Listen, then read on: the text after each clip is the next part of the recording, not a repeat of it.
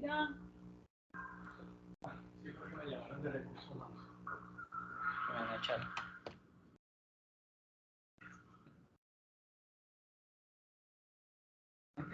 Pues, eso no hablar ahí.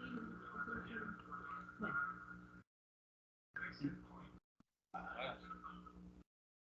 pero es que esto no se paga todo. ¿Qué no paga todo el mes? Se conserva todo. Quítelo. Póngale 0 pesos. Aquí.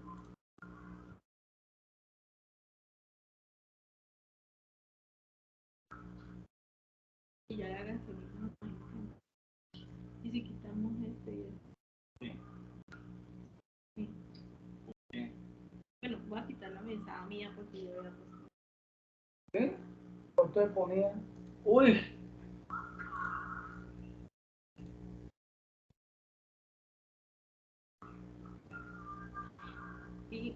Y lo de mí. Pues mira, yo te soy franco. Te soy franco. Debemos de contar con el vaso, ¿sí? Que me llegue así como estoy, que me puta yo. Limpio, limpio, ¿sí? No hice bonos ni nada. A mí me llegan más o menos como 4 millones y medio, 4.600.000.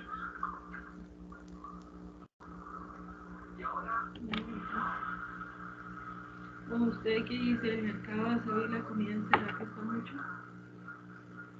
700. ¿De qué? De acero 200 le puse y de comida 500. Pero que entonces no era solo mercado para la casa. Pues igual usted tiene que comer. Igual no come. No. O sea, por vivir en una puta casa no va a comer. Pues si no como acá. Los coloqué de ahí. Medicina prepagada, Carla. ¿Por qué? 2 millones, porque como no traga. No sea mentiroso que gorda estoy. ¿Cómo voy a tragar? Yo trago. Pero que termine este tráfico. Ay, venga, ¿y eso cómo es Valencia?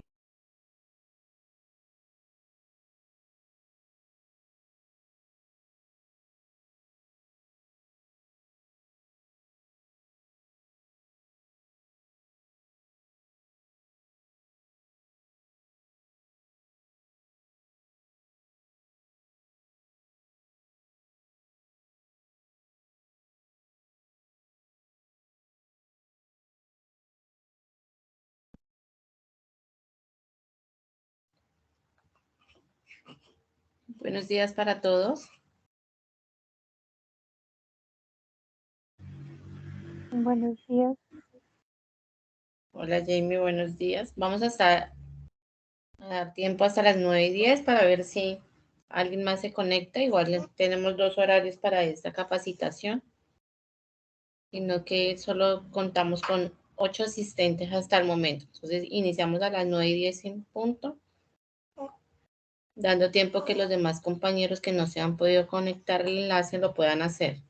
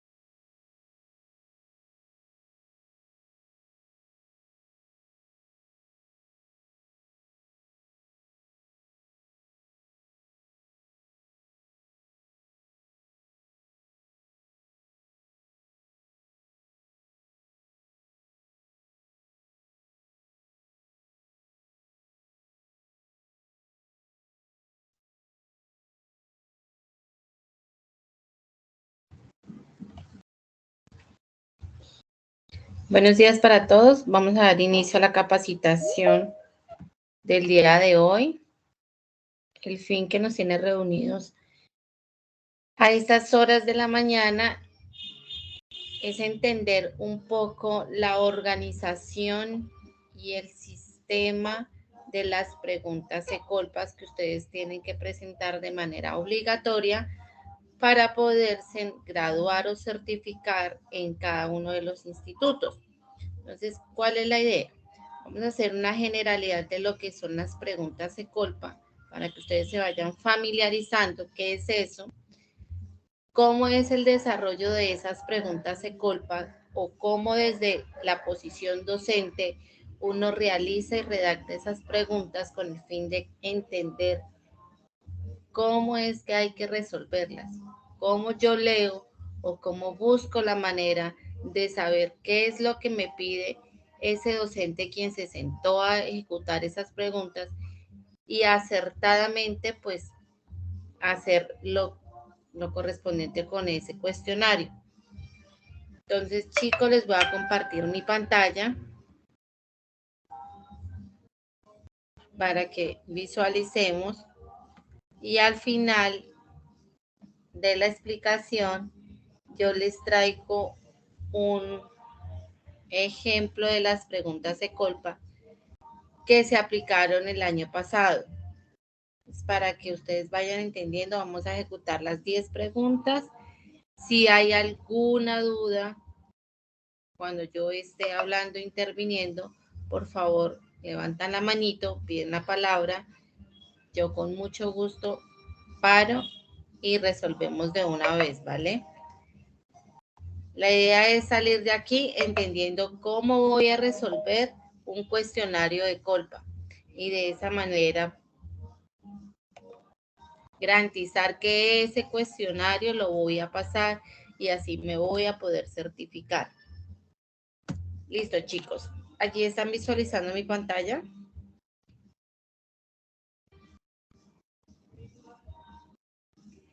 Sí, señora. Vale, gracias, Jamie.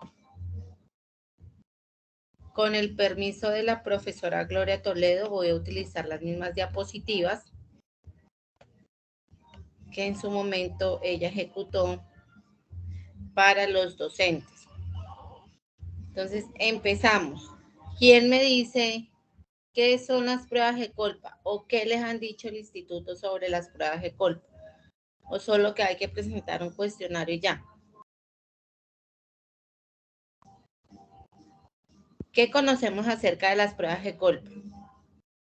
¿Para qué es? ¿Qué sirve? ¿Qué hace? ¿Cuál es la finalidad de esas pruebas ECOLPA?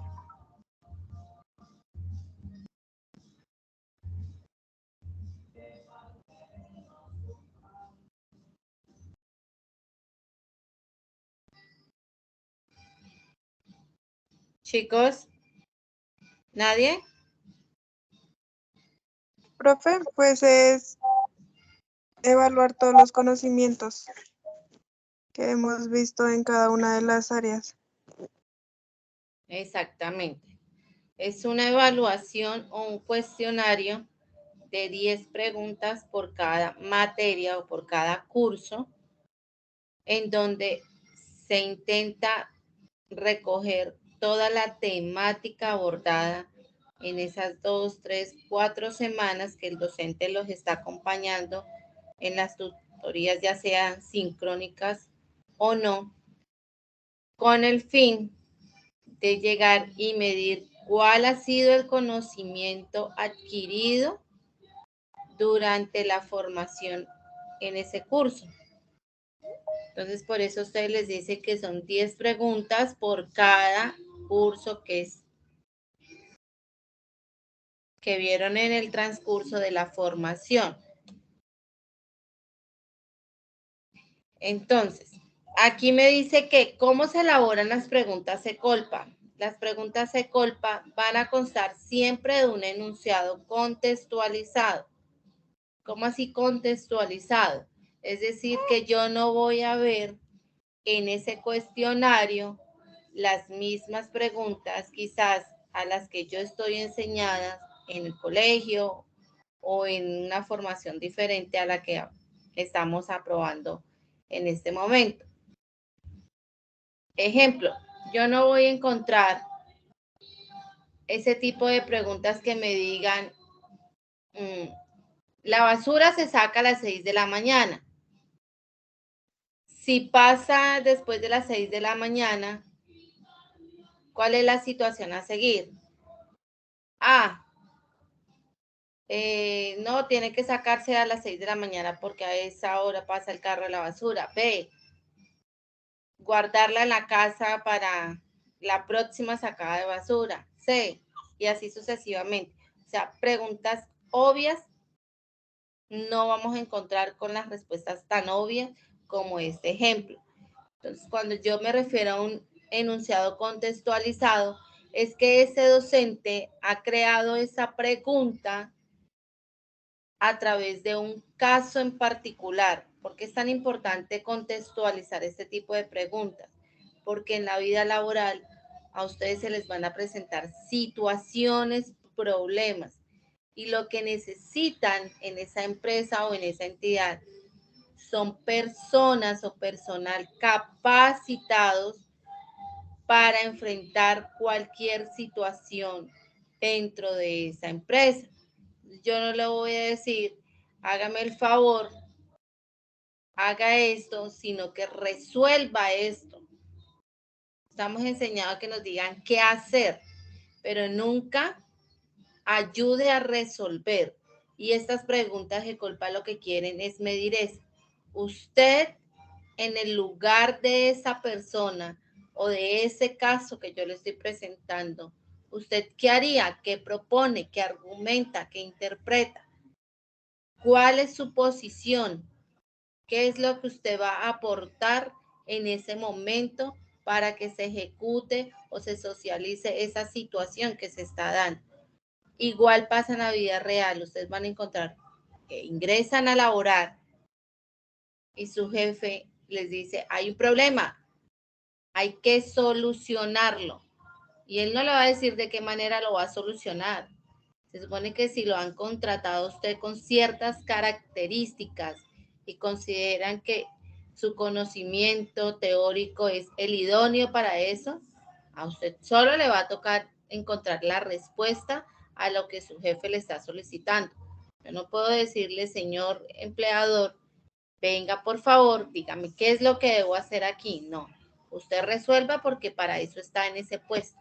Entonces esta pregunta de culpa, además de medir qué es lo que realmente quedó para ustedes en las tutorías que realizaron los docentes y el acompañamiento en esa formación, medir si ustedes son capaces de enfrentar esa situación actual. Para ello decimos que entonces estas constan de un contexto, de un enunciado que lleva a un caso en particular, con 4 opciones de respuesta. Siempre van a ser 4 opciones de respuesta y solo una de estas es la verdadera. Este es un tipo IFETS o las pruebas ECAES, en donde encontramos, permíteme Carla, ya te doy la palabra,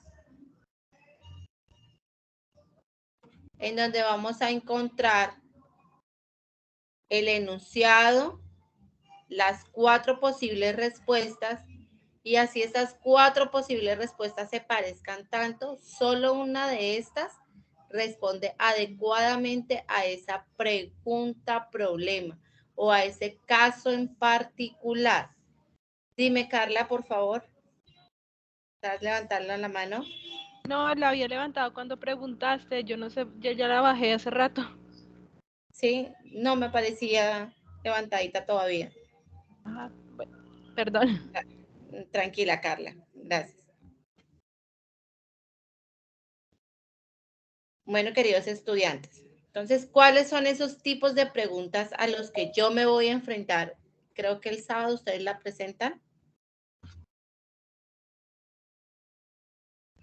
Me voy a enfrentar a 3 tipos de preguntas. Pueden ser preguntas de corte interpretativo, de corte argumentativo o de corte propositivo. ¿Y qué es eso? ¿Qué es lo que yo voy a interpretar? ¿Qué es lo que yo voy a argumentar? ¿Y qué es lo que yo voy a proponer? Ojo, antes de yo resolver un cuestionario, yo tengo que primero identificar qué es lo que me pide, porque allí no les va a aparecer, créanme. Primera pregunta. La primera pregunta es de corte interpretativo. Esta tiene que argumentar, esta tiene que proponer. No, ustedes son los que tienen que identificar qué es lo que me está pidiendo el enunciado. O si me pide que argumente, si me pide que interprete o que proponga. Si yo ya puedo reconocer qué es lo que me pide en el enunciado, puedo fácilmente conocer cuál es esa respuesta correcta a ese enunciado contextualizado que tengo en ese cuestionario. Si yo en definitiva no tengo ni idea si es que me están pidiendo que interprete, argumente, proponga, va a ser muy difícil que ustedes acierten a esa respuesta correcta. Por eso, primero, antes de llegar y responder, yo debo leer una y mil veces el cuestionario y poder identificar qué es lo que se me pide. Después de que yo haya identificado qué tipo de pregunta es, yo con toda seguridad voy a resolver esa pregunta y voy a acertar en la respuesta. Entonces, bien, tenemos aquí la interpretativa, la argumentativa y la propositiva. Entonces, ¿qué es interpretar? Interpretar no es otra cosa que llegar y comprender cuál es la intención de ese texto, comprender a esa persona que ejecutó ese tipo de preguntas, qué es lo que quiso decir. Entonces, yo le voy a dar un sentido a esas palabras que tiene ese enunciado. Yo voy a decir, no, es que esto me están pidiendo es que diga qué es lo que usted cree de ese enunciado. Cuando yo digo interprete, estoy diciendo, tengo el enunciado, léalo y mire a ver usted qué es lo que entiende. Eso es cuando yo me refiero a una interpretación. Entonces, hacer una lectura tan crítica y tener una buena comprensión lectora que usted sea capaz, en otras palabras, interpretar esa información que le está dando el cuestionario como tal. La argumentativa es ese tipo de preguntas que explican ideas, que articulan y dan sentido a un texto. Ojo, aquí ya no voy a interpretar, aunque pueda parecerse aquí, yo no voy a decir qué es lo que quiso dar a entender quién ejecutó ese tipo de preguntas. No, aquí no me interesa, en otras palabras, decir lo mismo que dice el contexto. Aquí lo que yo voy es argumentar, a buscar el por qué lo dijo. Si hay un texto o una situación así, voy a buscar la manera de entender por qué esa situación en ese contexto que me están presentando. Entonces, es cuando a mí me dicen, diga el por qué de las cosas. O si usted considera que está mal, diga, ¿por qué está mal? Cuando yo encuentro ese tipo de preguntas del por qué, automáticamente yo tengo que pensar en que es una pregunta de tipo argumentativo, que me están diciendo de la razón de esto. Si el enunciado está mal, dígame por qué este enunciado que yo le estoy presentando está mal. O si está esta situación, problema y se solucionó de tal manera o las cosas se dieron en particular de esta manera, diga el por qué bajo su razonamiento crítico se dio esa situación que yo le estoy presentando en el enunciado. Y la propositiva son esas preguntas que están caracterizadas por permitir el planteamiento de opciones o alternativas ante la situación que se presenta allí. Ojo, ¿cómo así? Son aquellas preguntas en que le va a decir, usted tiene esto, pasó aquello, En ese caso que usted se encuentre, ¿usted qué hace? ¿Cuál es la resolución que le da a ese conflicto? Mire a ver cómo en un lugar que se presenta Pepito Pérez dentro de ese contexto, yo voy a tomar las riendas del asunto y voy a intentar resolver, proponer, solucionar esa situación, problema que me está presentando el enunciado.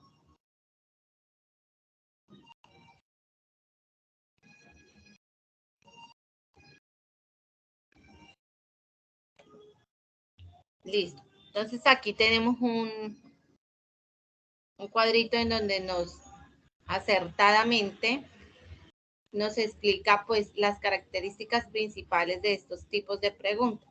Entonces tenemos que en la interpretativa yo tengo que comprender la información. Entonces cuando me dicen comprensión de lectura, mire a ver usted cómo a partir de ese enunciado interpreta de manera diferente o con otras palabras esa situación, problema que yo le he puesto de presente allí.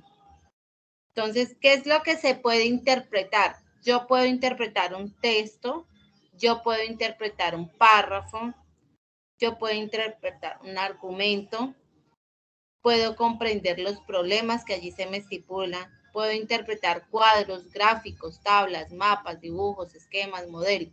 Ojo, cuando yo encuentro un cuadro o un gráfico, posiblemente eso lo encontramos más en contabilidad.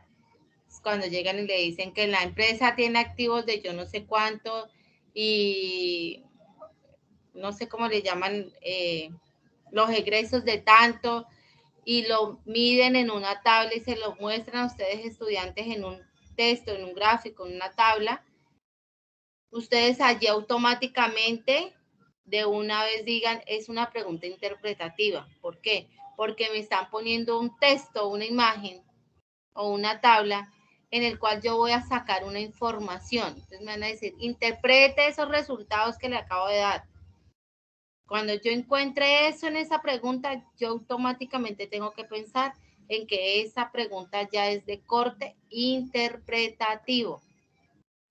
Cuando estoy ante una pregunta de corte argumentativo, cuando tengo que explicar y justificar el porqué de ese enunciado, por qué pasa y para qué pasa, cuando yo tengo que demostrar que lo que dice ese enunciado es cierto y empiezo a plantear hipótesis de ese mismo enunciado, comprendo los hechos de ese enunciado, sustento conclusiones y presento ejemplos de ese enunciado contextualizado.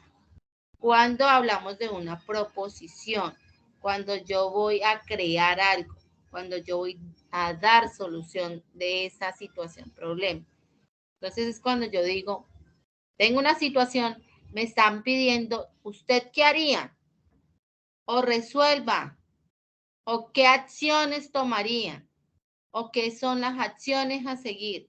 Cuando yo encuentro ese tipo de enunciados o ese tipo de frases dentro de una pregunta, yo automáticamente también tengo que decir, no, aquí lo que me pide es que mire a ver yo cómo voy a plantear soluciones a ese problema, cómo voy a generar otras hipótesis a ese problema que me están enunciando allí, cómo voy a construir nuevos modelos para la atención de lo que me están presentando.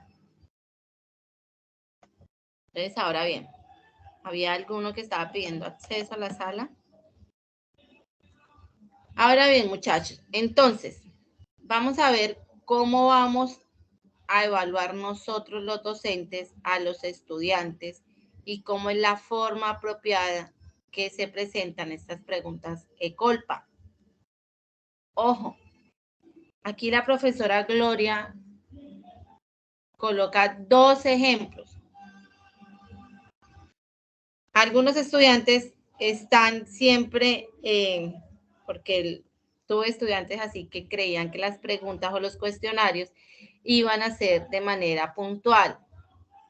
Yo, por ejemplo, estaba orientando materia de legislación y constitución laboral.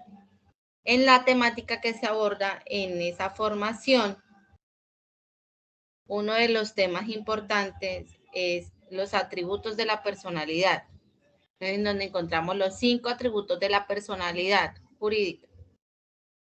Y ellos creyeron que las preguntas iban a ser, diga los 5 atributos de la personalidad jurídica. Entonces, A, nacionalidad, estado civil, nombre. B, nacionalidad. C, y no, así no es la temática que ustedes van a encontrar en ese tipo de cuestionario. Aquí lo que van a encontrar es que yo les voy a poner un caso real, un caso particular. Y yo les voy a decir, evidencien qué es lo que yo les estoy presentando y miren a ver cómo lo solucionan. O sea, no es así de fácil de llegar y decir A, B, C, D y miro a ver cómo fue el que me dijo la profesora y listo. No, como lo vemos acá. Aquí dice, el valor humano fundamental para el existencialismo sartreano es, ojo, mire cómo aquí está tan incorrecta esta pregunta que de una vez me está diciendo, para Sartre, ¿qué es el valor humano fundamental? Entonces, ¿cuál de estos es ese valor? Si yo encuentro una pregunta de este tipo, créanme que yo en la web, solo con ingresar el nombre de este señor, voy a encontrar cuál es el valor fundamental para él o de qué es lo que él estaba hablando. Y acertadamente voy a dar con la respuesta. Aquí no me interesa que ustedes me vuelvan a decir lo que yo ya les dije, lo que yo ya les enseñé, sino que puedan llegar y medir ese conocimiento teórico que tienen en una situación real. Por eso las preguntas van a ser del siguiente tipo. Cuando decimos contextualizada, Sartre afirma que la libertad, entonces aquí yo ya les estoy presentando qué es lo que está hablando este señor. Aquí en la primera pregunta, lo que yo les estaba diciendo, dígame cuál es ese valor humano del que habla él. No, yo aquí en la contextualizada y en lo que ustedes se van a encontrar, les voy a decir todo lo que él habla y qué es lo que yo quiero. Por eso yo empiezo a decir, Sartre afirma que la libertad es absoluta. De hecho, ahí ya les estoy diciendo la respuesta a esa primera pregunta sin contexto, que sería la A, la libertad. Y en virtud de ella, el hombre se hace completamente responsable de sus actos sin desconocer su carácter cotidiano o determinado.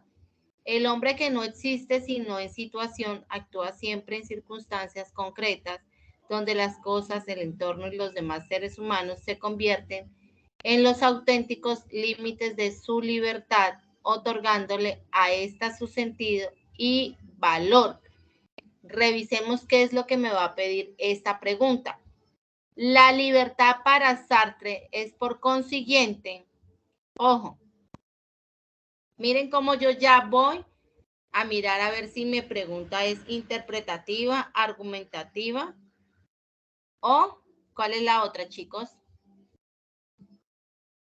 Propositiva. Tengan siempre en cuenta que esos 3 tipos de preguntas yo puedo encontrar en ese cuestionario Colpa.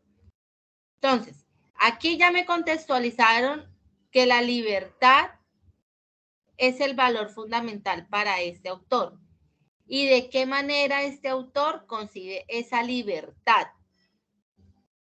Entonces me dice, si yo le estoy presentando de qué manera concibe la libertad este autor, y yo le pregunto, por consiguiente, la libertad para Sartre es, le estoy diciendo, argumente, perdón, no es argumentar, es interpretar. Es interpretativa, porque le estoy diciendo, dígame qué es lo que yo le dije en otras palabras. Si para este autor la libertad es así, y yo les pongo el por qué él considera que la libertad es de esta manera,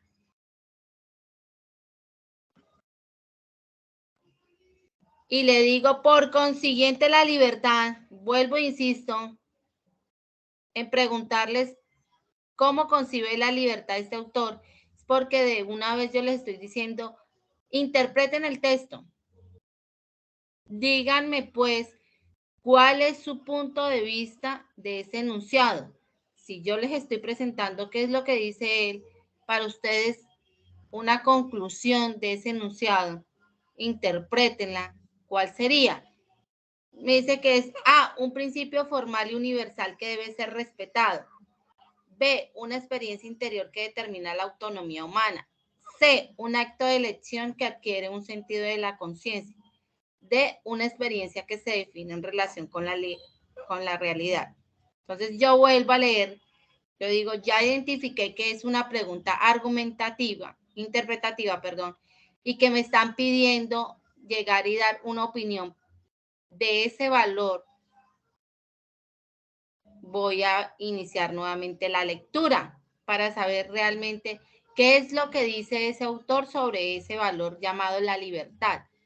En principio me dice que para él es absoluta y que el hombre se hace completamente responsable de sus actos. O sea, hay un hombre independiente. Este hombre que no existe, sino en esa situación, actúa siempre en circunstancias concretas, donde las cosas, el entorno y los demás seres humanos se convierten en los auténticos límites de su libertad, otorgándole a esta su sentido y valor.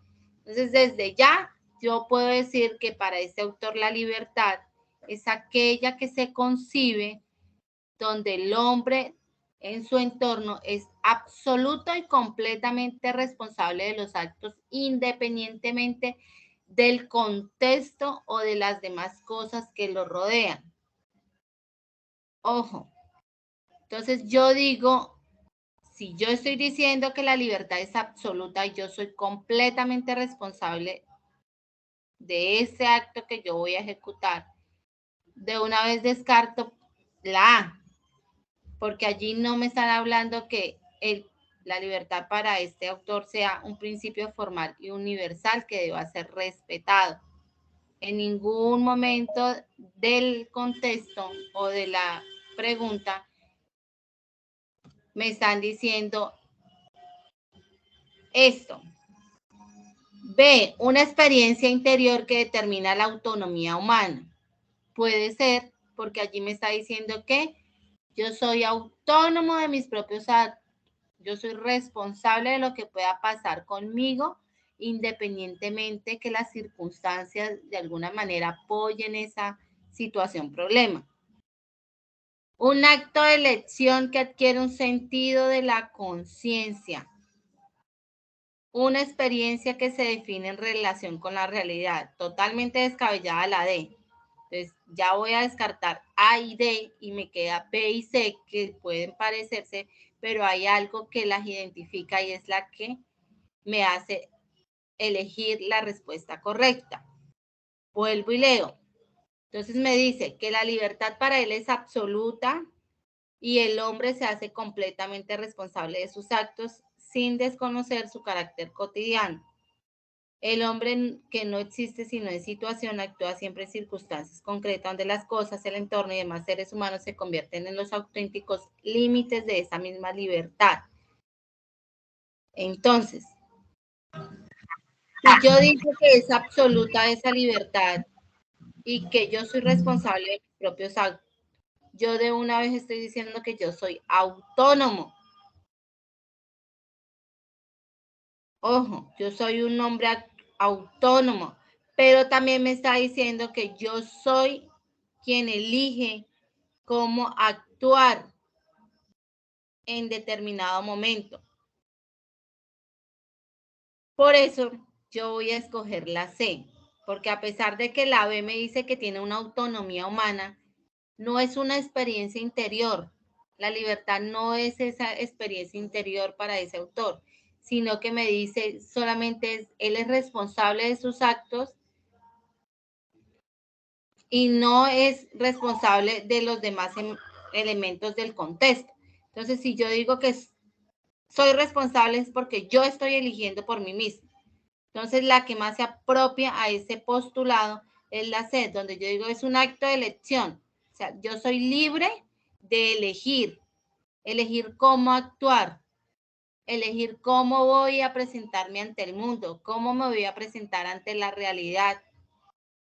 Por ello la C es la más apropiada, donde me dice un acto de elección. Cuando yo estoy hablando de un acto de elección, me está diciendo usted es libre. Usted es libre y absoluto y responsable de usted mismo. Que lo debe hacer un estado de conciencia. ¿Por qué aquí estado de conciencia? Mire, esta interpretación de un sentido de la conciencia no quiere decir otra cosa, sino aquí en este pedacito del postulado, donde dice sin desconocer su carácter cotidiano o determinado. Entonces, ¿qué me dice allí? Usted es libre y responsable de sus actos, pero ojo, usted no debe desconocer a las demás personas. Es decir, que su libertad también tiene que mirar la libertad de los demás. Yo no puedo sobrepasar esa libertad que yo llevo como individuo atacando la libertad de otros. Mi libertad no depende de los demás, pero cuando en el momento de yo llegar y actuar con esa libertad que me otorga el mundo, yo no puedo salir y llegar a cortar cabezas como si nada. No, allí me dice, usted debe respetar, usted tiene cierta libertad y usted es responsable de esa libertad, pero además de esa libertad yo debo de mirar los demás contextos, las demás personas, yo no puedo sobrepasar por encima de ellas. Entonces, cuando yo digo soy propio de mis actos, entonces es que yo hago un acto de elección y adquiero un sentido de conciencia. ¿Por qué? Porque a pesar de que soy libre para llegar y hacer de alguna manera lo que a mí se me plazca en ese mundo, yo tengo que respetar a los demás integrantes de esa realidad. Y por ello yo debo tener un sentido de conciencia para no hacer o ejecutar cosas contrarias a la ley. Por eso, para este tipo de preguntas, la respuesta será la C. Ojo, aquí tenemos otra. Un sin contexto y otra contextualizada, lo que yo les decía. Por ejemplo, los que vieron algo de contabilidad o números. El docente les puede llegar y poner lo siguiente. Nunca van a encontrar la primera, que es la que dice sin contexto. Entonces, dígame cuál es la fórmula para tal cosa. Aquí dice para el teorema de Pitágoras. Entonces, a ver, es un tipo de preguntas que si yo abro un libro, allí me van a presentar la fórmula para ese teorema de Pitágoras. Entonces, las preguntas no van a ser de ese tipo. O como con los estudiantes que yo les orienté legislación, yo no les voy a preguntar cuál es la fórmula para liquidar recargos nocturnos en una relación laboral. No, que entonces es el 35, que es el 75%. No, porque es que eso ya se aplicó dentro de la clase, ya se practicó. Lo que yo les voy a poner de presente es un caso en donde ustedes sepan identificar si lo que yo voy a reclamar en ese caso corresponde a un recargo nocturno o a otro tipo de emolumento laboral. Y allí es donde yo empiezo a medir ese conocimiento teórico y práctico que tuve durante la vigencia del curso y voy a intentar poner en práctica eso para resolver un contexto, para resolver una situación. Entonces, ¿cómo ese docente va a cambiar esa pregunta a una pregunta de colpa? De la siguiente manera. Para encontrar la longitud de los lados de un triángulo rectángulo en el cual se conoce la longitud de dos de sus lados, se utiliza el teorema de Pitágoras que lleva así la fórmula, donde h es la medida de la hipotenusa y C1 y C2 la medida de sus catetos. En un terreno que tiene forma de triángulo rectángulo, se sabe que el valor de la hipotenusa es 250 metros y que las medidas de los catetos son diferentes. Si el dueño de la finca pide que calculemos la longitud de los catetos, con esta información responderemos que, ojo, cuando yo ya veo esto, responderemos que me están diciendo, proponga. Proponga usted qué es lo que le va a decir al dueño de la finca. Si usted ya sabe cómo medir un terreno y que para la medición de ese terreno siempre voy a usar el teorema de Pitágoras, respóndame usted si ese dueño de esa finca puede llegar y hacer eso con ese teorema o no. Entonces, desde ya, yo voy a decir que es una pregunta propositiva, porque además el mismo postulado me está diciendo, responda usted qué haría, dígale si es posible o no es posible. Además, las mismas respuestas me están dando acertadamente la selección de ese tipo de preguntas. Cuando me dicen no es posible, me están dando a entender que yo voy a dar una solución, ciertas cosas a ese caso. Entonces, vamos a decir, no es posible ya que necesitamos la longitud de uno de sus catetos. Sí es posible ya que conociendo los datos de un lado de la igualdad podemos hallar los valores del otro lado. No es posible ya que ningún número daría la solución a la ecuación. Sí es posible ya que por observación se sabe que la medida de cada cateto es la mitad de la medida de la hipotenusa. Allí sí les quedo debiendo la respuesta porque yo de teorema de Pitágoras, 0. Pero supongamos que yo para medir un terreno solo necesito el valor de la hipotenusa. Y lo tengo, el mismo ejemplo me lo está dando. Entonces me dice que el valor de la hipotenusa es de 250 metros y que yo puedo llegar y ejecutar algo sobre ese terreno solo con ese valor. Entonces, si yo digo que es así, entonces yo voy a decir si es posible porque yo ya conozco el dato o el valor de uno de sus lados y solo con conocer ese dato, pues yo puedo conocer los demás datos, que son los 2 catetos que me hacen falta, y darle solución a ese problema que tiene ese dueño de la finca, en donde yo le voy a decir, sí señor, si es posible realizar eso dentro de su finca, o no es posible porque la operación matemática realizada pues no se ejecuta la realidad matemática para este tipo de casos. Entonces, yo en este momento voy a decir que es la D, perdón, la B, porque yo estoy planteando que solo con la hipotenusa yo ya puedo conocer los lados de los demás catetos y darle una solución a ese señor de la finca. Entonces, voy a responder que es la B, que sí es posible, porque yo conozco uno de los lados y solo con conocer uno de los lados yo puedo hallar el valor de los demás. Ojo, reitero, no es que esa sea la respuesta a esa pregunta porque yo de teorema de Pitágoras sí, 0, pero estamos ejemplificando que así pasa en ese teorema de Pitágoras, que solo con conocer yo el lado de la hipotenusa ya conozco lo de los 2 catetos, entonces voy a acertadamente decir que es la B. Esta es una pregunta de tipo propositivo. Cuando a mí me dice responda, ¿usted qué haría? ¿Usted qué plantea? ¿Usted qué concibe? O si usted es Julanito, en el caso, ¿usted cómo actuaría? Allí yo ya estoy diciendo que es una pregunta propositiva. Entonces lo que yo voy a buscar es una solución. Dentro de esas posibles respuestas, yo voy a mirar cuál es la solución acertada a esa situación que me están presentando en ese momento. Cuando yo veo un texto, un gráfico, de una vez voy a decir que es una pregunta de qué tipo, chicos.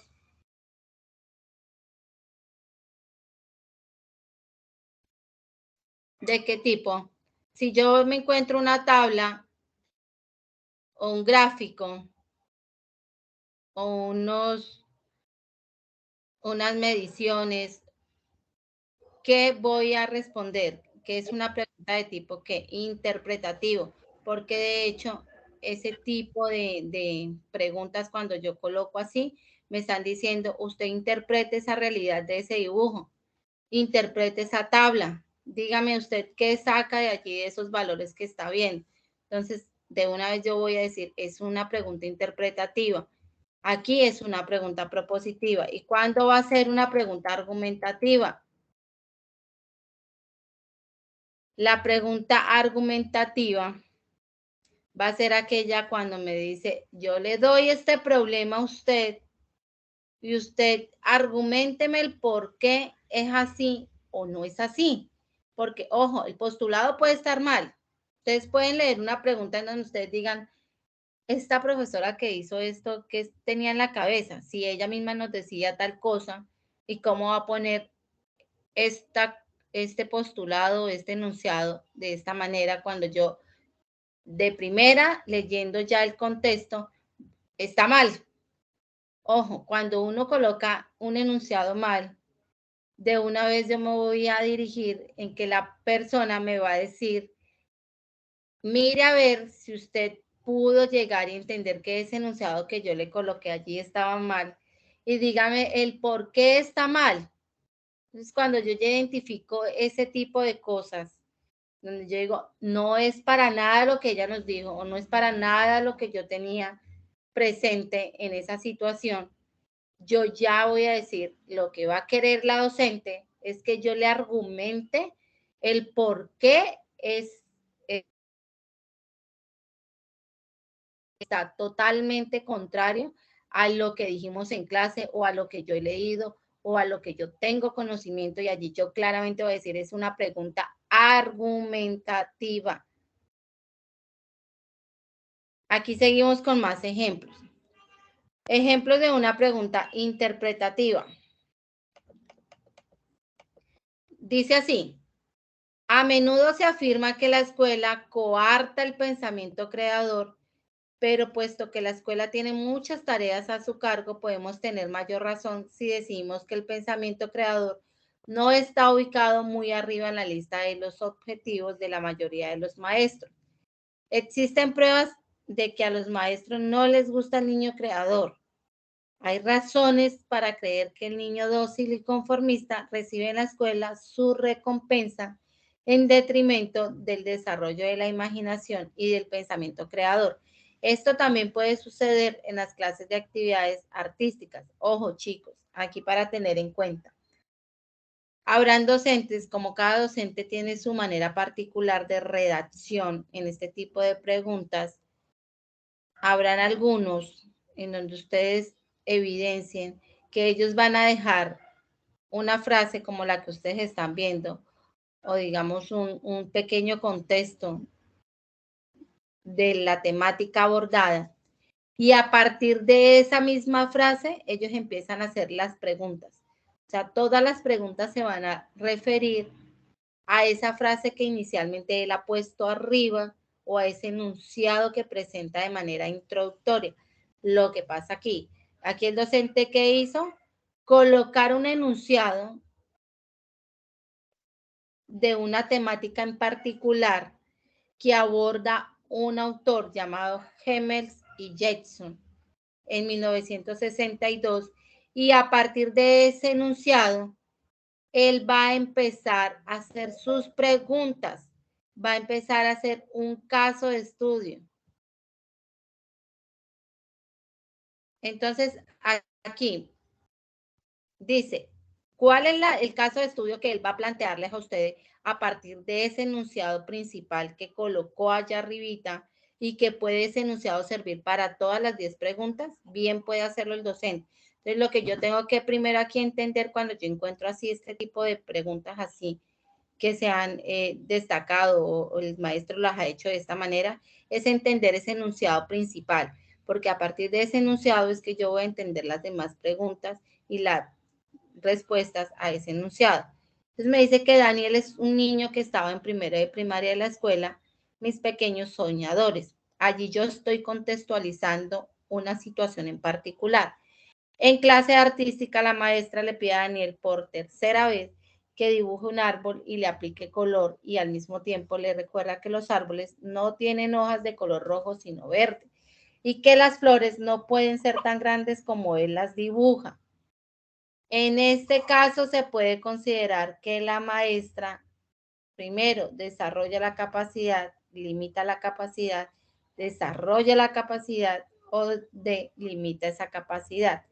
Ojo, aquí cuando en primera me dice, se puede considerar, me está diciendo, yo le di un postulado de lo que es la escuela respecto a las tareas que dejan para los niños. ¿Cuál es ese pensamiento creador de esas tareas para la evolución integral de ese niño dentro de ese proceso de enseñanza y aprendizaje dentro del aula? Yo le presenté un caso en particular, un niño llamado Daniel, que apenas está iniciando su periodo académico y que es obvio que él va a hacer las cosas de una manera diferente, y es allí dentro de la escuela que se va formando ese pensamiento y esas actitudes para atender en un proceso de enseñanza acertado y adecuado para ese niño. Sin embargo, el mismo ejemplo o el mismo caso me dice, la maestra le repite esto al niño y le hace hacer esto al niño, a pesar de que es un niño que apenas está iniciando su vida escolar. Y cuando yo ya veo de que me dice, en este caso en particular, ¿usted considera que la maestra hizo o no hizo? Allí inmediatamente yo voy a pensar que me están diciendo, argumente el comportamiento de la maestra. Aquí no me están pidiendo otra cosa. Si el niño de verdad pudo dibujar el árbol, si lo coloreó de verde o de amarillo, si verdaderamente pudo dibujar las hojas de un tamaño adecuado. Aquí no queremos saber nada del niño. Aquí lo que queremos saber es cómo actuó la maestra en su momento y si ese acto que realizó con ese niño estuvo sujeto a las reglas de atención dentro del aula, o si por el contrario esta maestra está totalmente desenfocada de un proceso de enseñanza integral en esa institución educativa o donde se dio el ejemplo o el caso en particular. Entonces, cuando a mí me dicen, usted considere o mire si el actuar de esta maestra es o no es acorde, yo de una vez estoy diciendo, me están pidiendo que argumente. Aquí está mal arriba. Esto es un ejemplo de pregunta argumentativa. Entonces me están diciendo, argumente a ver si el actuar de la maestra fue el apropiado o no. Entonces yo voy a decir, sí es el apropiado porque permite desarrollar la capacidad del estudiante a la medida que él va creando su propio dibujo. B, limita la capacidad creadora del estudiante. C, desarrolla la capacidad creadora del estudiante. D, limita la capacidad creadora del estudiante. Ojo, ¿cómo yo voy a saber si verdaderamente el actuar de la maestra? Porque para mí puede ser que sí, le está enseñando al niño a que haga las cosas de una manera correcta, que sepa que los árboles son de color verde, que las hojas son pequeñas o grandes, que llevan frutos y un sinfín de cosas. Para mí puede ser eso. Pero como yo no tengo que ver qué es lo que yo pienso, porque acá no me están diciendo, interprete esa realidad, o sea, dele color, otro color a ese enunciado, sino lo que me piden es, a ver, usted tiene un enunciado y un caso en particular, pero ese enunciado desde ya me está diciendo que la misma escuela es quien coarta ese pensamiento creador del niño y no permite un desarrollo integral. Cuando yo hablo de coarta, es que estoy limitando ese pensamiento. Entonces, desde ya yo digo, la A no me sirve, porque la A me está diciendo todo lo contrario, que desarrolle esa capacidad.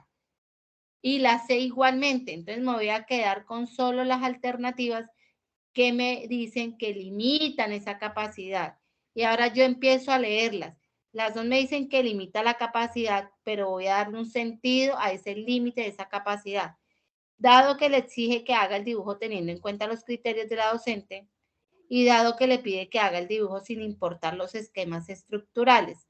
Entonces, allí me están diciendo, usted ya supo el enunciado que yo le digo que la escuela coarta ese pensamiento creador.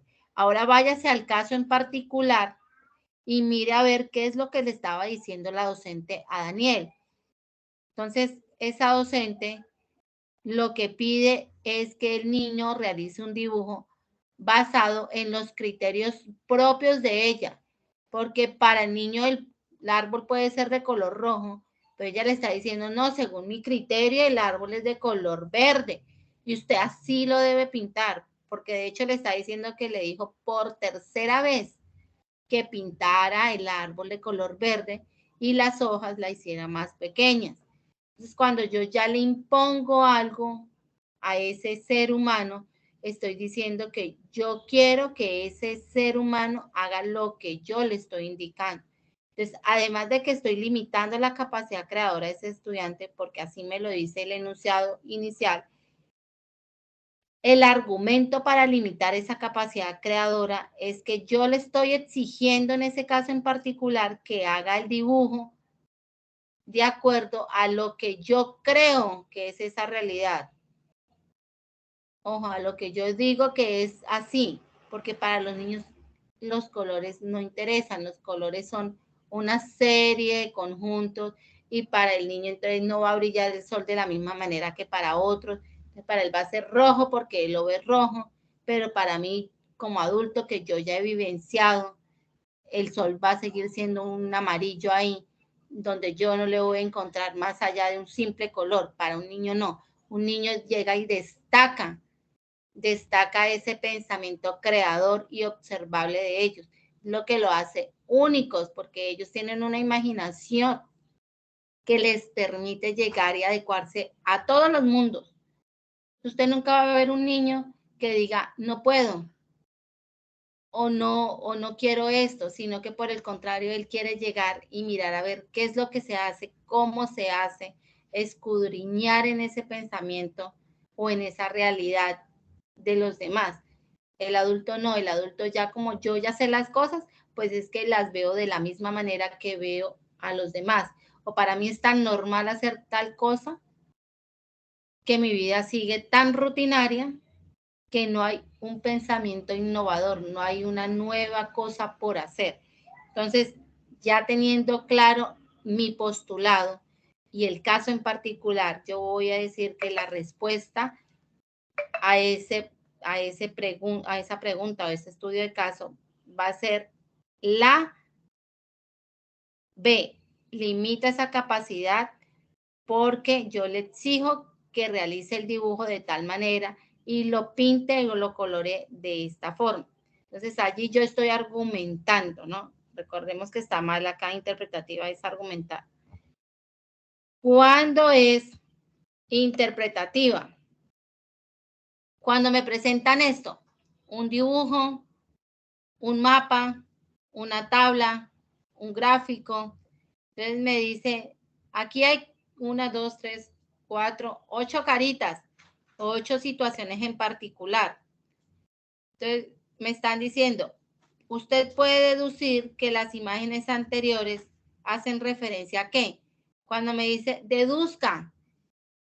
Entonces me están diciendo, interprete. ¿Usted qué es lo que ve en ese gráfico? Porque para mí, por ejemplo, me pueden preguntar y yo veo niños. Entonces yo ya voy a decir que estamos hablando de los niños y ya estamos hablando también de animales, porque allí veo unos animalitos. Pero en sí, vamos a ver qué es lo que representa para mí, qué es lo que yo puedo interpretar de esa imagen. Entonces me dice, un cuento infantil muy colorido. Posiblemente, porque pues está colorido. Un cuento ilustrado de niños diferentes. Un cuento infantil de inclusión social. Un cuento infantil sobre la autoestima. Entonces yo voy a empezar a leer las letras chiquiticas que traen eso. Está bien que te falte un diente. Está bien necesitar ayuda. Está bien tener ruedas. Está bien llevar gafas. Está bien tener diferentes amigos. Está bien tener orejas grandes. Estar bien tener una nariz diferente. Estar bien ser adoptado. Entonces allí yo estoy diciendo que a pesar de las características particulares que usted tenga como persona, usted es una persona normal que puede integrarse a cualquier contexto de la realidad humana. Yo por el hecho de usted estar en una silla de ruedas o utilizar gafas o no tener una de sus extremidades, usted no es menos que nadie. Usted puede llegar y ejecutar las mismas cosas que hacen las demás personas. Entonces, cuando yo digo eso, yo ya no puedo decir que es un cuento infantil muy colorido, porque de hecho no me están presentando un cuento. Me están diciendo que todo está bien independientemente de la discapacidad que usted tenga o de la situación en particular que usted represente en ese momento. Un cuento ilustrado de niños diferentes, no, porque no encontramos en todos los cositos niños. Vemos animales en las 3 últimas casillas. Un cuento infantil sobre la autoestima, no, porque la autoestima pues no es solo eso de que me falte un diente, que me falte un pie, que me falte tal cosa, sino la autoestima va más allá de yo mirarme realmente importante independientemente de lo que yo tenga. Aquí lo que me está hablando es de una inclusión. ¿Por qué inclusión? Porque a pesar de la discapacidad o de lo que yo no pueda tener, yo puedo llegar y estar bien en un entorno. Entonces me está diciendo, usted no se preocupe de lo que usted tenga o no tenga. Usted debe ser aceptado en esa comunidad independientemente de esa característica particular que pueda evidenciar en ese momento. Entonces, cuando yo digo eso, yo hablo de una vez de inclusión. Usted puede incluirse en cualquier contexto. Entonces, me dicen que es un cuento infantil de inclusión social. Esa es la respuesta correcta. Y allí yo que estoy diciendo, estoy argumentando, estoy interpretando ese dibujo. A mí me ponen un dibujo y mira a ver usted cómo es que hace para interpretar ese dibujo. Para usted, ¿qué representa ese dibujo? Y el ejemplo de pregunta, ya vimos la argumentativa, la interpretativa, y esta es propositiva. Aquí también está mal, esta es propositiva. Me dice así el enunciado. En el colegio Travesuras con Amor, la niña Paula le encanta jugar con un carro de bomberos. Su maestra siempre le pide el juguete y en su lugar le pasa unas muñecas. Y le dice que las niñas deben jugar con muñecas y los niños son los que juegan con carro. Según su criterio formativo, la actitud de la maestra es correcta, incorrecta, correcta o incorrecta. Cuando yo ya veo esto, me están diciendo, te di un caso en particular. La maestra actuó de esta manera. Usted, en el caso de ser el maestro de esa niña, ¿usted cómo reacciona o cuál es su actuar en frente de esa niña, de esa posición en particular, en donde nos dicen que los niños son los únicos que pueden jugar con carros y las niñas con muñecas? Y me dicen, a partir de su criterio formativo, dígame cuál es la actitud que debe seguir la maestra, o si esa actitud que tomó es la correcta o no. Me están diciendo, usted póngase en los zapatos de la maestra. Si usted hubiera sido la maestra y según la formación que usted tiene hasta el momento o la formación que encontró dentro del instituto, para usted eso es correcto o incorrecto. Entonces me están diciendo, proponga si eso es correcto o proponga si es incorrecto. ¿De qué manera yo voy a proponer? Pues diciendo, estaba mal el accionar de esa profesora, de esa maestra. O por el contrario, para mí está perfecto. Entonces yo estoy proponiendo ya una solución para esa niña Paula que le encanta jugar con carros y no con muñecas. Entonces yo voy a decir correcta porque es verdad que las niñas deben jugar con muñecas y los niños con carros. Incorrecta porque los niños y las niñas pueden jugar con cualquier juguete sin importar la asociación del género.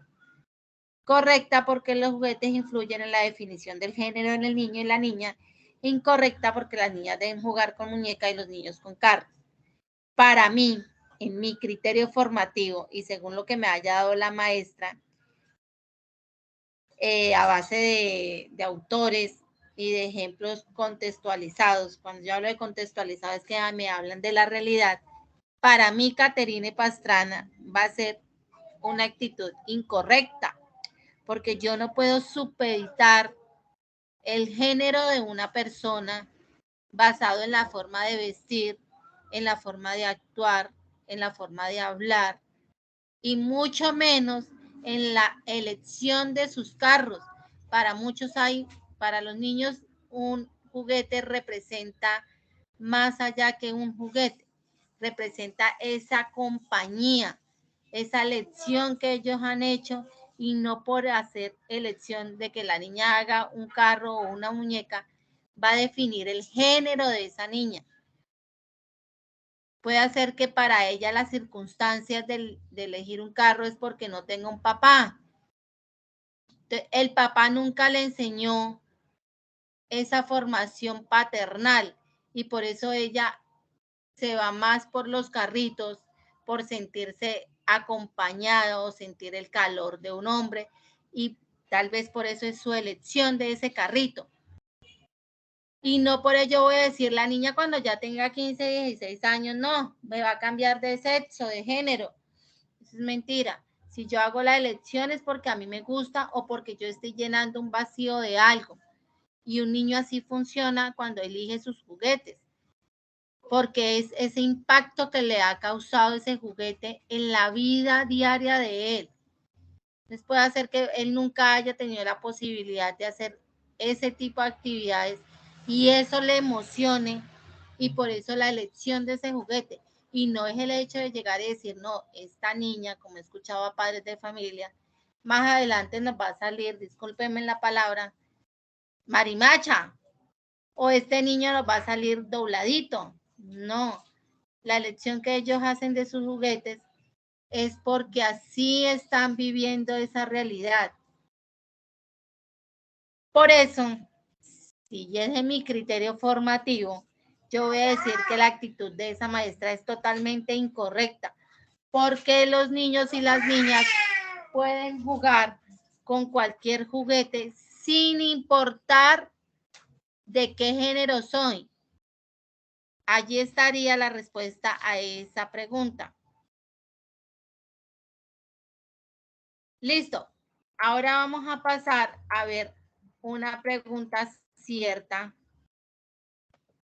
en cuanto al tema de constitución y legislación laboral que fueron aplicadas. Aquí, esta fue la pregunta, el cuestionario de Colpa que se aplicó el año pasado para el tema de legislación laboral. Yo a mis estudiantes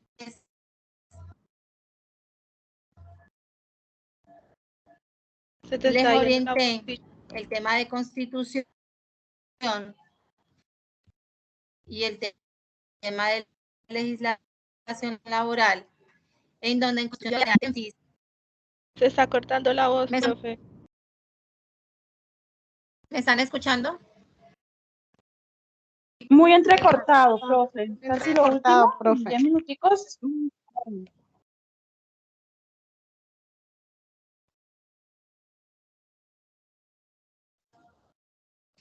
¿Allí me escuchan bien? Ahora sí. Sí, sí, señora. Señora, ahora sí. Ahora sí, listo. Vale. Antes de iniciar a ver el ejemplo, ¿hay alguna pregunta sobre la presentación?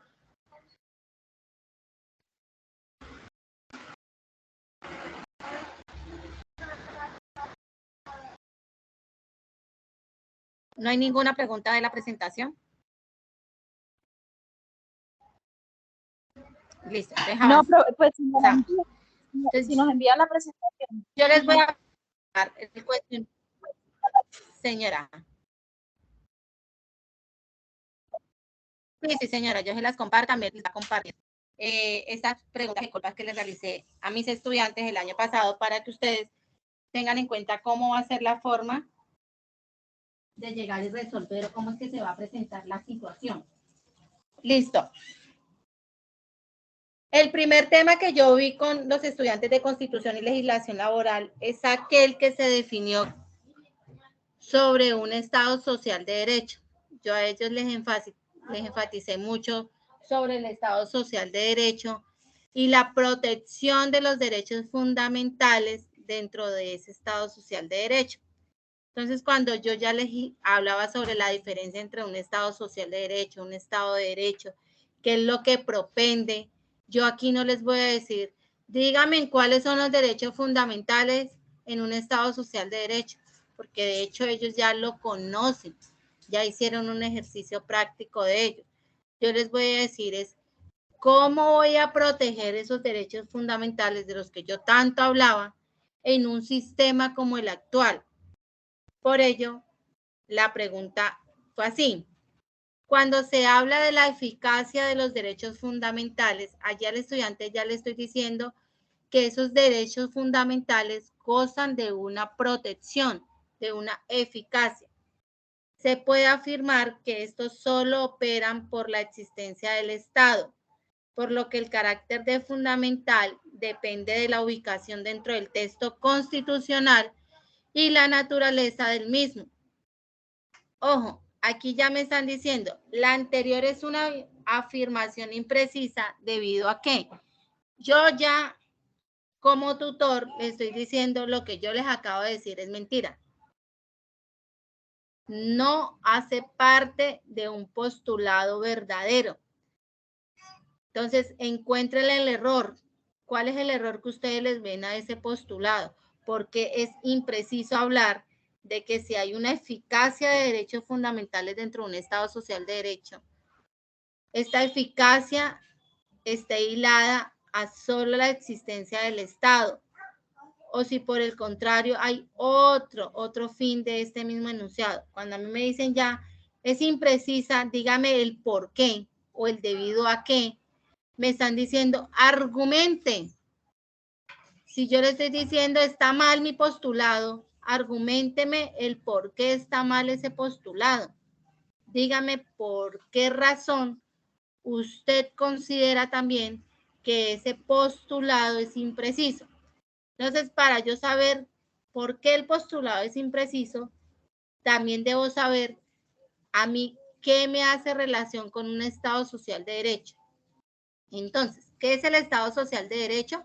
Es cuando la sociedad se hace partícipe de ese mismo Estado, de esa misma colaboración con el Estado, de los resultados finales. Es cuando ya el pueblo tiene voz para que sean escuchados en la toma de decisiones. Y es obvio que entonces la eficacia de esos derechos con los que yo gozo plenamente no dependen ya del Estado como era antes, sino que dependen de algo más. Y tampoco dependen de que la Constitución me diga usted tiene estos derechos fundamentales o no. De hecho, los derechos son inherentes al ser humano. Desde el momento en que yo nazco, yo ya soy un sujeto pleno de derechos. A mí no me tienen que ir a decir, venga, usted nació, pero entonces usted hasta que nos aprenda la Constitución, a usted no le vamos a velar los derechos que tiene dentro de ella. No, yo no necesito que un papel me diga a qué tengo derecho, sino que desde ese mismo momento yo ya soy una persona tan importante en ese contexto que yo ya asumo que tengo todos los derechos del mundo. Y por eso no está supeditado a que esos derechos o estén escritos en un papel o a que sea el presidente que me diga, sí, usted tiene derecho a eso, usted tiene derecho a aquello. Entonces, por eso es que estamos hablando que es una afirmación imprecisa. El por qué es imprecisa, entonces voy a empezar a leer. La eficacia y protección que se le dé a los derechos fundamentales siempre dependerá del desarrollo legislativo en materia constitucional. Si yo desde ya estoy diciendo que el hecho de que yo posea derechos fundamentales no depende de un libro, ni depende de otro organismo que así lo diga, entonces yo descarto en primera esta respuesta A, porque aquí me está diciendo lo mismo que dice el postulado. Está diciendo que esa eficacia depende de alguien más, depende de que esa rama legislativa me diga, usted tiene derecho a esto. Entonces, también sería una respuesta imprecisa. B, el legislador y el ejecutivo es quien establece en cada contexto la fundamentalidad del derecho, como veníamos hablando. Si yo estoy diciendo que los derechos no depende de quién me los diga, ni depende en qué texto se encuentren, Aquí esta B está diciendo lo mismo que el postulado y me dice lo mismo que la respuesta A. Entonces, yo descarto completamente esas dos respuestas.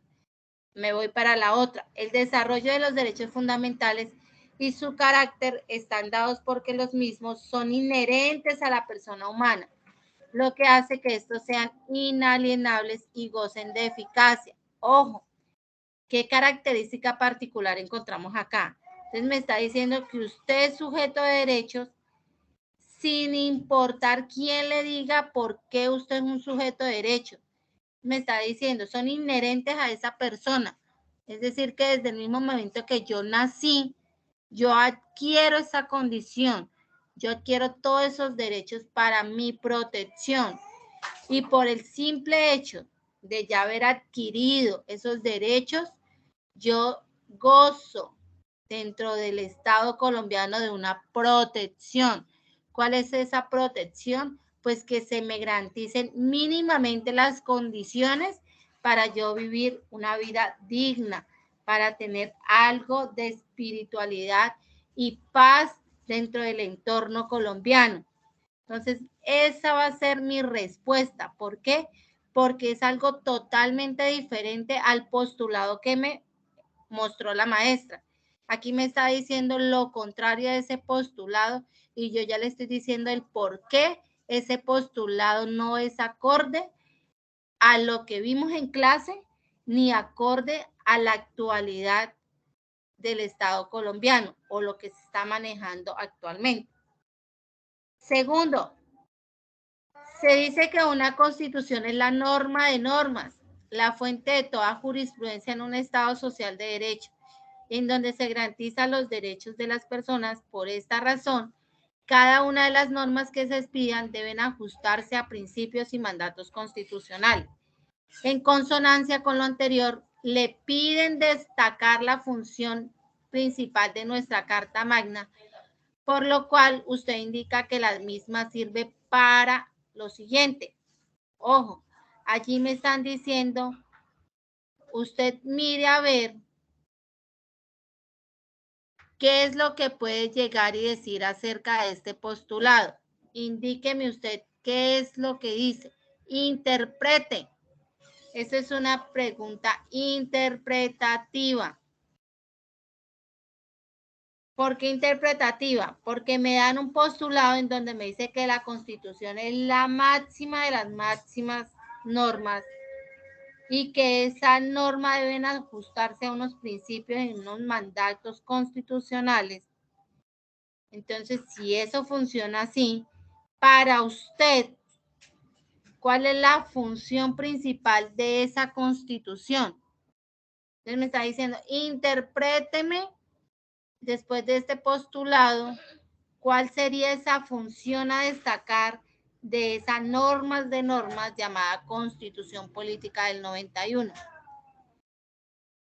Allí yo ya sí tengo que saber del tema, ¿no? Porque si no sé qué es lo que contiene la Constitución, obviamente yo no voy a poder dar una respuesta acertada a ese postulado. Entonces me dice que impartir justicia y orientar las acciones de la rama ejecutiva.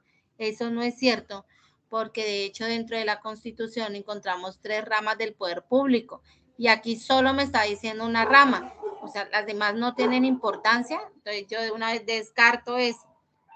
Facilitar la labor de los jueces al asumir la tarea de impartir justicia. Eso no es cierto, porque entonces mi vida gira en torno solo a la labor de unos jueces que me indican qué es lo que yo tengo derecho o no. Descarto totalmente. Garantizar la paz y la prosperidad de las naciones. No, porque no me están hablando de un derecho internacional. Entonces yo digo, nunca me hablaron de eso, yo de una vez la descarto. La 10ª, establecer un orden jurídico y un marco normativo que delimita el poder del Ejecutivo y establece que es legal. Sí va a ser esa, ¿por qué? Porque la Constitución nos dice que esta está dada para establecer un orden a las cosas, ponerle un marco normativo a las situaciones que se lleguen a presentar y de alguna manera delimitar ese poder que tenía el presidente de la República en la anterior Constitución. Entonces, por eso mi respuesta va a ser la D. Aquí les traigo unos casos, lo vamos a ver, de unas competencias ciudadanas que se hicieron en unas preguntas IFE. Estas preguntas ECOLPA son muy parecidas a las IFE. Entonces, es bueno llegar y saber e identificar cuál es la opción de respuesta más acertada a un postulado. Y también maneja las mismas competencias. Afirma, comprende, justifica. Ojo, vamos a ver esa segunda pregunta. Me dice, en una entidad pública de orden nacional decidieron pagarle a cada uno de los hijos de todo el exfuncionario fallecido un sueldo equivalente a la pensión que su padre tenía si se jubiló o que le correspondería tener de haberse jubilado. Frente a esta situación de gasto injustificado de recursos debe intervenir. Ojo, me están diciendo, esta entidad quiere hacer esto, pero no puede realizarlo porque serían entrar en un gasto que no va a asumir la nación. Y en caso dado que se dé eso, ¿quién sería la persona que vendría a intervenir en ese caso? Entonces, justifiquen de alguna manera. Esa es propositiva, ¿cierto? Si hace esto, le va a pasar esto.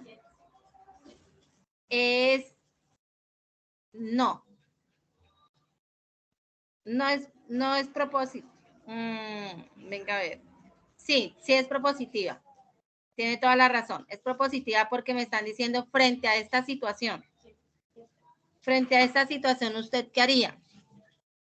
¿Usted a quién llama? ¿O cuál es la entidad encargada de hacer eso? Tiene toda la razón, compañera. Es una pregunta propositiva.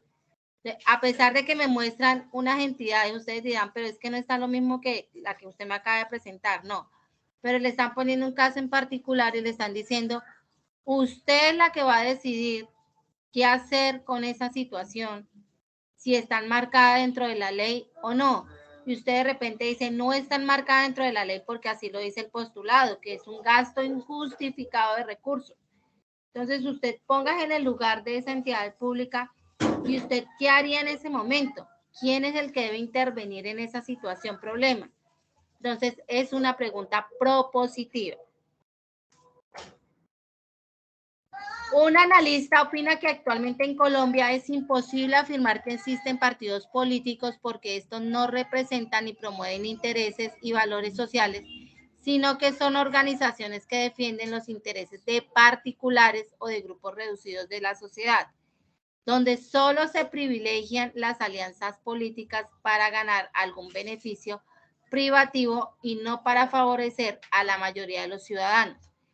De acuerdo con este analista, lamentablemente los partidos políticos son utilizados para llevar a cargos públicos de elección popular a cientos de delincuentes de cuello blanco que al final resultan toda una estafa para sus regiones y electores, con enorme deterioro para los departamentos y municipios que los han elegido con el aval de los directores y movimientos políticos, Esto fue tomado y adaptado de tal fuente. De acuerdo con lo expuesto por el analista, puede afirmarse, allí ya me está diciendo, puede afirmarse que la importancia que tienen los partidos políticos para la democracia radica en que son organizaciones enfocadas en favorecer. Ojo, cuando yo encuentro la palabra afirmar, yo ya de una vez voy a decir, aquí la pregunta es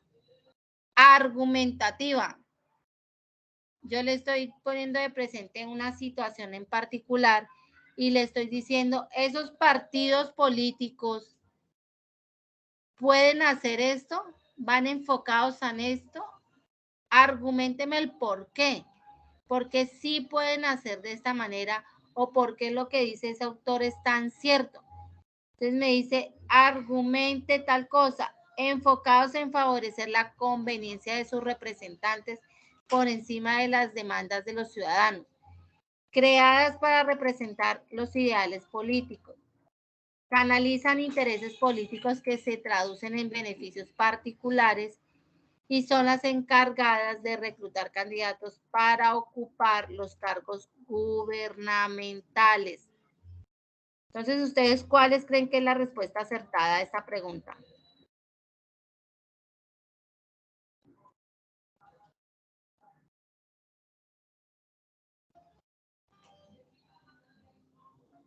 El postulado es simple. Me dicen, los partidos políticos están dados solo para promover intereses particulares, donde solo se privilegian los que hacen alianzas políticas y ganan algún beneficio para ello.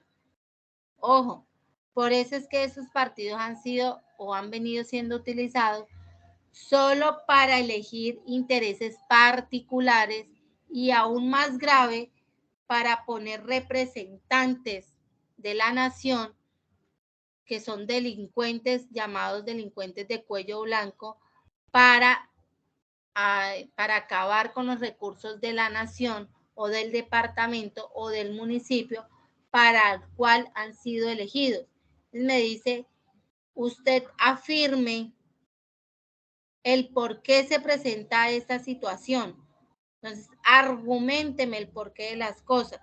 Entonces, yo voy a decir, enfocadas en favorecer la conveniencia de sus representantes, sí, creadas para representar las ideas y preocupaciones de los ciudadanos. Si yo estoy diciendo que un partido político es para un interés particular, yo descarto totalmente esa B, porque esa B me está diciendo lo contrario, que están creadas para preocuparse por los ciudadanos, y eso no es cierto. El mismo postulado me lo dice.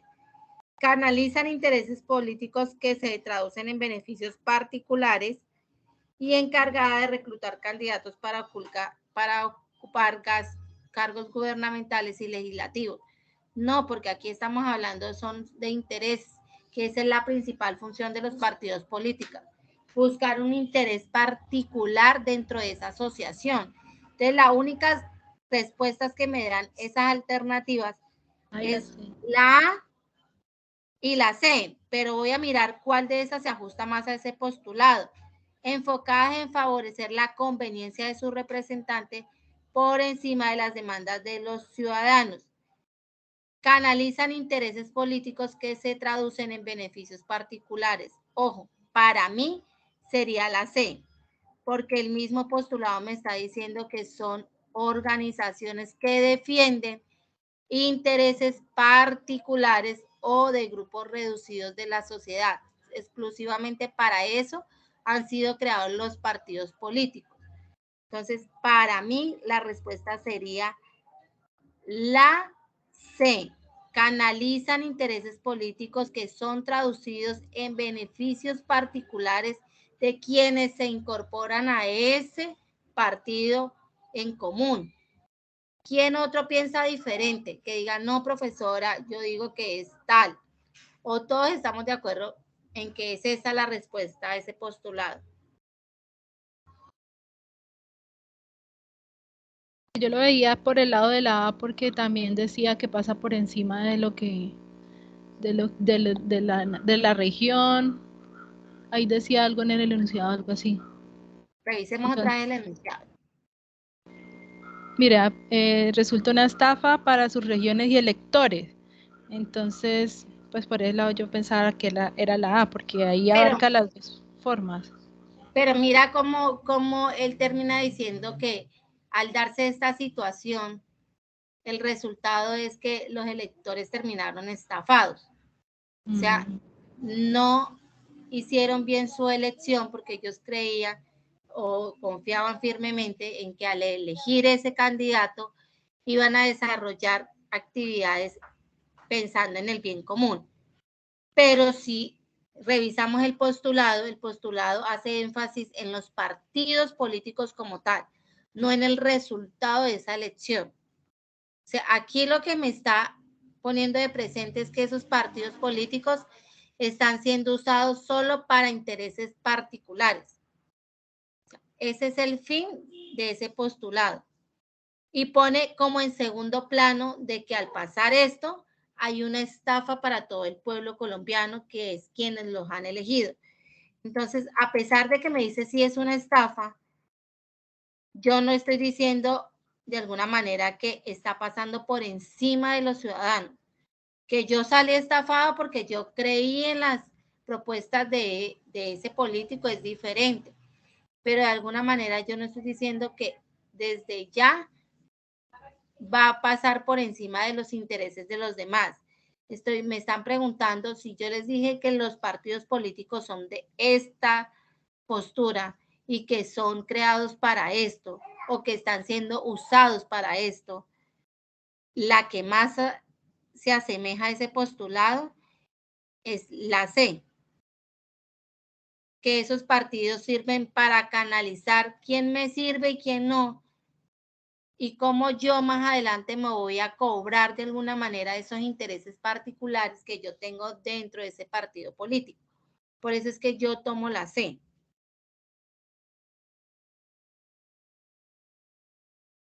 ¿Hay alguien que diga, no, yo estoy de acuerdo con la de otra compañera?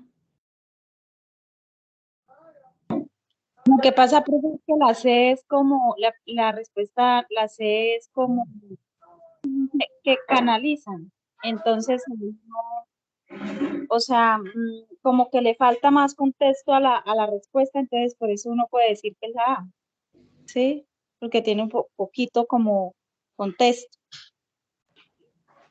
Ya, pero si te O fijas... sea, uno tiene que entender qué es la palabra canalizar para poder dar como llegar a esa conclusión que tú llegaste. Sí, ya, claro.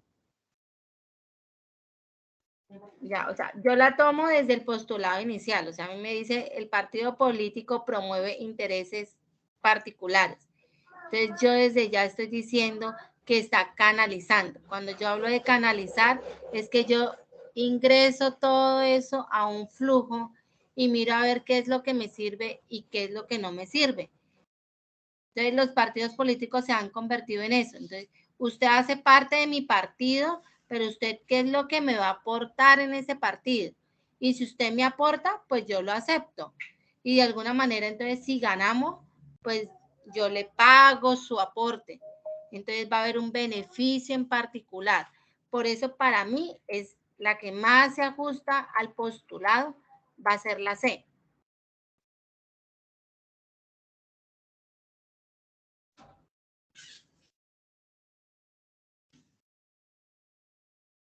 Listo.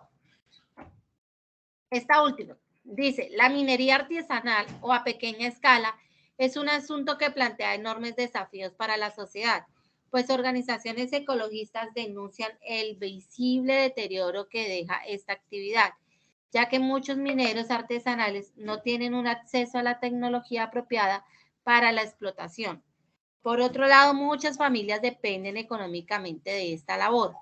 En junio de 2013, el Congreso colombiano aprobó la prohibición del uso de mercurio en proyectos industriales y de minería con el fin de reducir los efectos contaminantes en el medio ambiente y reducir las enfermedades de los trabajadores. Esta medida se dio teniendo en cuenta que Colombia es el país con mayor contaminación en el mundo por mercurio, sustancia que es utilizada generalmente por los mineros informales y artesanales para extraer oro de las rocas. Sin embargo, otras sustancias utilizadas por grandes multinacionales siguen sin esta regulación. Tomado de tal texto. Me dice así, del texto anterior se podría deducir que la prohibición de uso del mercurio por sí sola, y me presentan las posibles respuestas. ¿Qué tipo de pregunta estoy evidenciando allí? Cuando yo hablo de deducir, ¿qué le estoy diciendo al lector?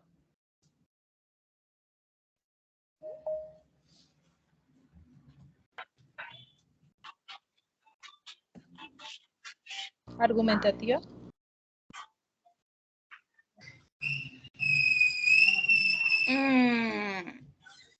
Pero no, es No, como, no es argumentativa porque yo no le estoy diciendo el por qué se presenta la explotación de esa manera. Es diferente donde yo le dijera, del texto anterior, ¿usted cree que la explotación minera sirve para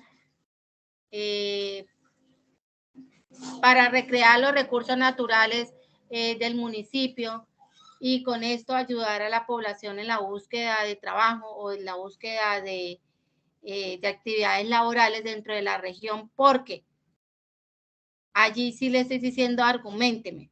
Cuando yo le digo, dedúzcame de ese texto algo, yo le estoy diciendo que haga qué.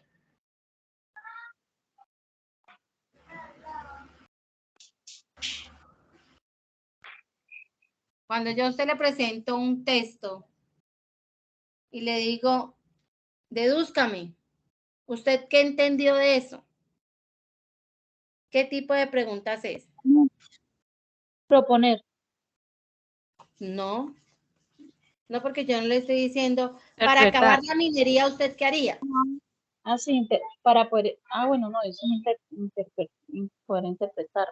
Si sería propositiva, yo diría, el postulado diría lo siguiente: para acabar con la minería ilegal, las acciones a seguir serían, ahí sí le estoy diciendo, proponga una solución para erradicar esa minería. Pero yo aquí le estoy diciendo, del siguiente texto, usted puede deducir, o usted qué entendió, que es lo mismo, del siguiente postulado. Es interpretar, entonces. Interpretar, sí, señora. Entonces, mire a ver, usted lea ese postulado y dígame usted qué interpreta de ese postulado. Usted qué es lo que entiende, qué es lo que deduce de ese postulado. Entonces, es una pregunta interpretativa. Entonces, me da las posibles respuestas. Dice, favorece los intereses de los mineros artesanales y les ofrece otras alternativas de explotación y mejoramiento de las condiciones laborales. Satisface los intereses de las organizaciones ecologistas que lograrían anular el uso de sustancias químicas en el sector minero. C. Beneficia los intereses de las grandes transnacionales mineras. O D. Contribuye a los intereses de los mineros artesanales. Entonces, yo me voy otra vez a esto.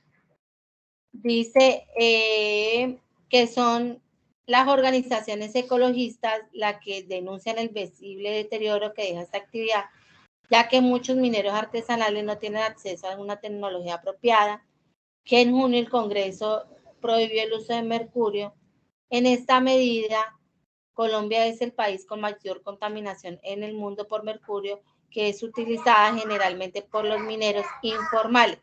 O sea, desde ya, yo voy a decir que esta es mi parte para responder a esta pregunta. Aquí ya me empieza a hablar de esa minería ilegal y que al realizar esa minería ilegal, lo que pasa dentro del Estado colombiano es que seamos expuestos a una contaminación por el mercurio. Ojo, cuando yo ya identifico cuál es la parte clave de ese texto, yo me voy acá. Favorece los intereses de los mineros artesanales y les ofrece otras alternativas de explotación y mejoramiento. No, porque yo no estoy diciendo ante lo contrario a ese postulado. Satisface los intereses de las organizaciones ecologistas. No, porque antes los ecologistas son los que están diciendo qué es lo que pasa con ese tipo de uso de mercurio dentro de esa minería que afecta de alguna manera el sistema ecológico de Colombia. Beneficia los intereses de las grandes transnacionales mineras que no se afectarían por la norma. Ojo, no, porque aquí no me hablaron en ningún momento de empresas transnacionales, entonces está desenfocada totalmente esa respuesta. Y de contribuye a los intereses de los mineros artesanales y los de las multinacionales, pues se garantizaría la igualdad de las condiciones laborales. Es esta, porque aquí me está diciendo que esa explotación solo contribuye a aquellos que ejercen esa minería ilegal. ¿Y quiénes son los que están con esa minería ilegal? Los mineros informales y artesanales. Aquí ya me lo está exponiendo, los mineros artesanales. Ojo, y por eso los ecologistas han dicho, hagamos el llamado para garantizar una igualdad de condición laboral para esos mineros que están trabajando en la informalidad. Por tal razón, la respuesta a ese postulado es la D. ¿Estamos de acuerdo o no?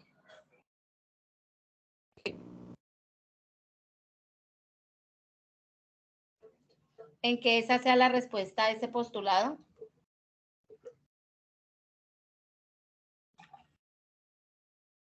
¿Los escucho? Sí, sí, señora, porque igual es la única que está completamente ligada a lo que pedía. Exactamente. Y así todas se parecieran. Es la que más acertadamente reúne el mismo texto. O sea, me dice lo mismo que me está diciendo el autor de ese postulado, de ese texto que me están presentando. Listo, chicos. ¿Hasta aquí habría alguna pregunta de cómo resolver esos cuestionarios de Colpa? O alguno puede decir, estoy totalmente perdido. No sé a la hora de responder qué es lo que voy a hacer. Sí, profe, entendido. A mí lo que me preocupa es el tiempo, ¿no? Porque yo saqué cuentas acá, yo tengo 5 materias, me dan 2 horas por esas 5 materias, por esas 5 materias, cada una tiene 10 preguntas, o sea, son 50 preguntas.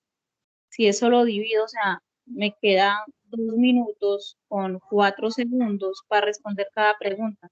Entonces, ahí la veo grave, es muy poquito tiempo, más como es ejercicio estadística, pues sí lo veo poquito el tiempo, toca es como correr.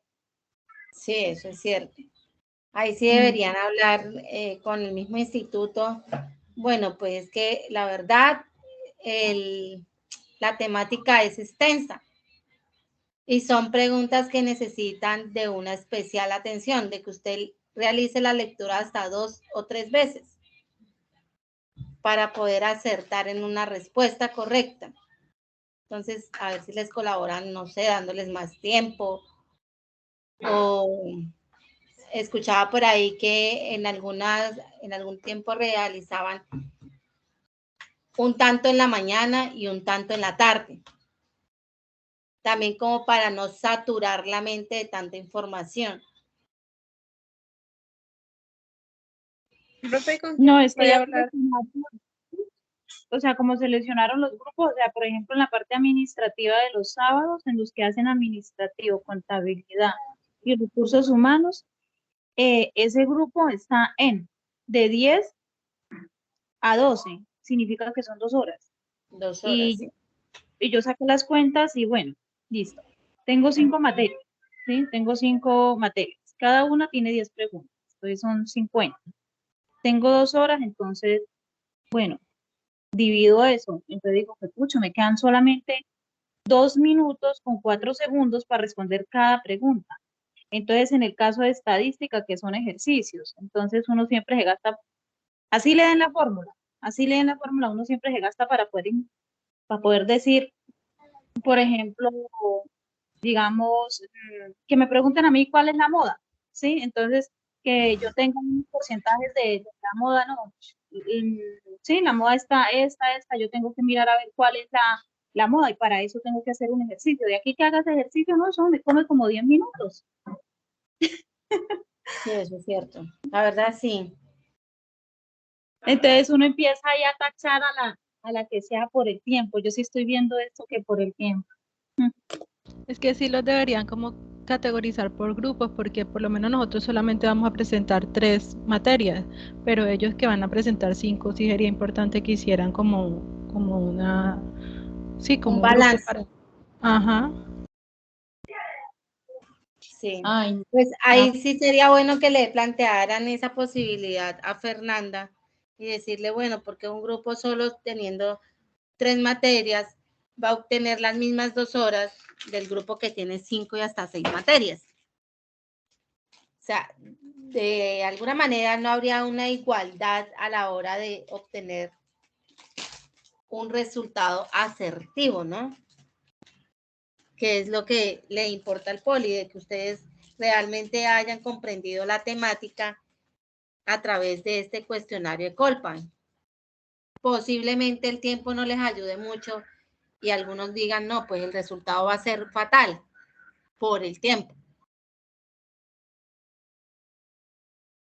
Sería bueno que les dijeran, porque igual en la noche hay otra capacitación, a ver ellas qué les solucionan o qué alternativa hay de llegar y aumentarle un poco más a los que tienen más carga temática.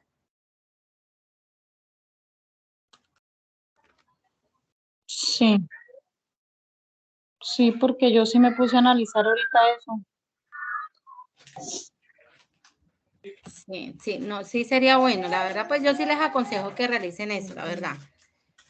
Decirle, bueno, es que las mismas horas, las 2 horas, van para los estudiantes que tienen 2 o 3 materias, nosotros que tenemos 5 y hasta 6 materias. Y como tú dices, hay una materia en especial que son de ecuaciones, de liquidar o de hacer tal cosa, pues el tiempo no nos va a dar para llegar y hacer un buen ejercicio. Y eso se va a ver evidenciado en los resultados de la GECOLPA.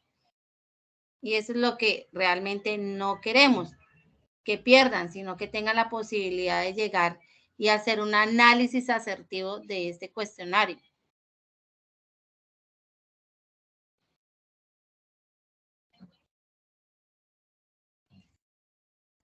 Ahí sí, yo les aconsejo que hablen con ella. A ver si de aquí al sábado que ustedes tienen la presentación de esa GECOLPA le puedan solucionar o alargar un poquito más.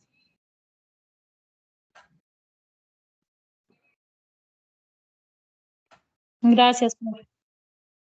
Listo. De todas maneras, a las 7 de la noche vuelve a haber un taller práctico de cuestionarios GECOLPA. Los que quieran volver a ingresar, bienvenidos. Los espero también a las 7. Espero que hayamos aprendido un poquito de estas preguntas GECOLPA, a identificar qué tipo de preguntas es la que me está dando el postulado y realmente acertar apropiadamente en esa respuesta.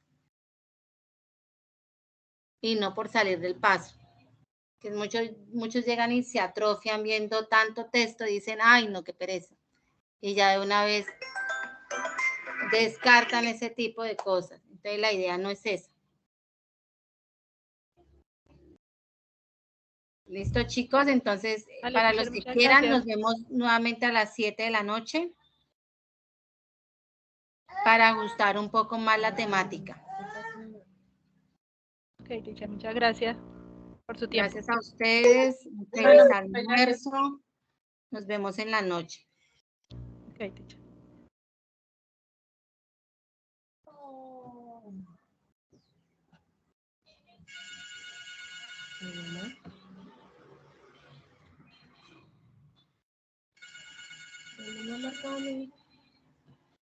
No, ese debe ser 13. Ya soy el número 1. Pero,